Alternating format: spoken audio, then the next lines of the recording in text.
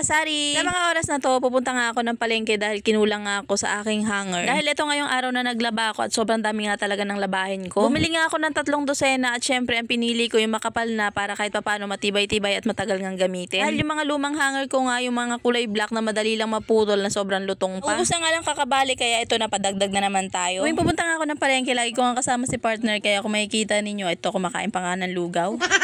Siya na nga rin yung inutusan kong bumili ng iba pang bibilhin katulad na lang ng mga chichirya na wala pa sa tindahan para mas mabilis nga kaming makauwi. At sa wakas, ito na nga yung parcel na pinakaantay ko para ma-organize ko na yung mga paninda ko at hindi na nga magulo. Ito nga kagad yung una kong binuksan, yung paglalagyan ko ng candy dahil excited na nga ako makita kung anong itsura kapag may laman na ito. Napaka-secured nga ng pagkakabalot na ito dahil sobrang kapal nga ng bubble wrap na ginamit dito at talagang marerecommend ko talaga yung shop na binilhan ko nito. Kung makikita nyo nga may kanya-kanya siyang plastic at may excite ka talagang mag-assemble, napakadali lang naman ayusin. Dahil ipapatong mo nga lang yung takip niya at ikakabit mo nga lang yung pinakatakip niya. Sobrang linaw nga at ang linis niyang tingnan at tingin ko naman magtatagal siya dahil hindi siya basta-basta lalabo. Sabi ko nga pag nalagyan ko na ng laman at nagustuhan ko nga, o-order nga ulit ako at papalitan ko lahat ng mga garapon ko. Kasi naman yung mga garapon na gamit ko simula pa nung nag-umpisa kami dito hanggang ngayon gamit ko pa rin kaya naman sobrang labo na nga. At yung iba nga basag-basag na yung pinakanguso niya kaya naman pinagtsatsagaan ko na lang kasi wala pa nga ako mahanap na kapalit nito. Kakahanap ko nga sa Orange app ng pamalit ko dito sa mga garapon ko. Ito nga yung isa sa mga pinaka-nagustuhan ko dahil sobrang convenient niya nga gamitin. Hindi ka na nga mahirapang gamitin lalo na kapag may bibili dahil iaangat mo nga lang yung takip nito at hindi mo nabubuhatin. Hindi katulad sa mga garapon na napaka-hassle nga lalo na kapag nasa pinakailalim pa nga yung mga gustong bilhin. Madaling araw nga ng mga oras na to kaya naman medyo madilim nga yung kuha ko ng video. Pero kung makikita ninyo sobrang ganda talaga niya. Napaka-aesthetic, ang linis tingnan at kitang-kita talaga yung laman sa loob. Ito nga tinisting ko nang siyang buksan, sobrang dali lang talagang kumuha kapag may bibili. Tapos ito nga sa kabilang gilid, sinukat ko nga rin siya kung malalagyan siya at mabubuksan na maayos para mapalitan ko nga rin yung garapon na nakalagay dito. Kaya lang napansin ko nga na hindi siya kasya dahil hindi nga mabuksan na maayos yung pinto kaya naman napagdesisyonan ko na wag na nga lang lagyan yun dito banda. Garapon na nga lang ilalagay ko rito pero mas maganda sana kung ganito ring acrylic ang ilalagay ko para lahat sila pare-pareho ng itsura. Ang ganda niya nga tingnan kasi akalain mo talagang babasagin yung itsura niya pero ang totoo acrylic lang talaga siya. Yun nga lang kailangan mo siyang alagaan sa punas para kahit paano laging malinis tingnan. Tapos ito naman yung bubuksan ko,